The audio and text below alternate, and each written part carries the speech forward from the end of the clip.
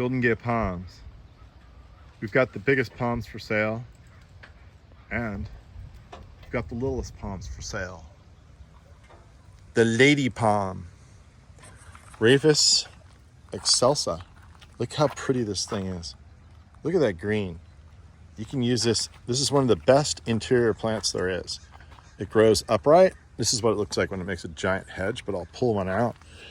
Here I have some that are probably better than I've ever gotten. Quality. Look at this. Just absolutely perfect looking. It takes a long time to grow these plants. Like, a long time. They make babies like bamboo. See, look, there's a little guy coming up right there. It's gonna be a new one. And they continually get a little bit bigger and wider. They don't run like bamboo. They just kind of slowly migrate out. The clump will get bigger, but it won't just like run 10 feet and go into the neighbor's property. But if it did, they'd probably be happy because then they'd have a free Rhapis palm. But look at this beautiful foliage that they have. So perfect. It's from Japan. I think it's from Japan. Don't quote me, but it's definitely Asia. If it's from Japan, it's likely southern Japan because northern Japan would be too cold. But this thing is cold hardy. It looks like it's completely tropical, but it's actually cold hardy all the way down to probably 20 degrees, I'm guessing, maybe even colder.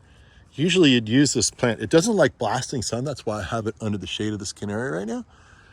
And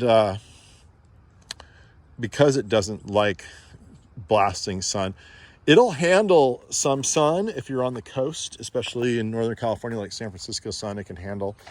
And, coastal Northern California sun. And if it had a little bit of protection, like you can see here with this tree, this is afternoon, causing afternoon shade to be cast upon these plants. And when the sun comes up over there, there is no shade. It would be in morning sun. And so that's perfectly acceptable as long as after 2 o'clock, sun goes over the hill.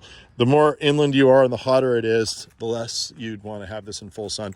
But if you had a shady part of your house or underneath some trees, or even in a pot on a beautiful potted plant on a patio, like under a shade structure, but it'll do really, really well on north or east walls, just about anywhere that stays above 20 degrees.